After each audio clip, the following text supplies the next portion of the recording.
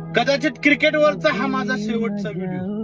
2027 world cup खेळण्याचं आणि जिंकण्याचं स्वप्न त्याचं स्वप्नच राहिलं. काल इंडिया वर्सेस इंग्लंडच्या मॅच मध्ये इंडिया हारली, एवढं दुःख नाही झालं. पण ज्यावेळेस मला हे समजलं की रोहित शर्मा नेक्स्ट मॅच मध्ये रिटायरमेंट घेणार आहे, खूप सारं दुःख झालं. मित्रांनो, खरं सांगतो, गेली 18 ते 20 वर्ष मी या माणसासाठी क्रिकेट पाहत होतो. गेली कित्येक वर्ष मी या माणसासाठी, या माणसामुळे क्रिकेटवरचे व्हिडिओ बनवत होतो.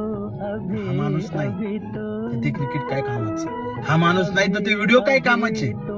कदाचित हा व्हिडिओ शेवटचा असेल. दुःख झालं.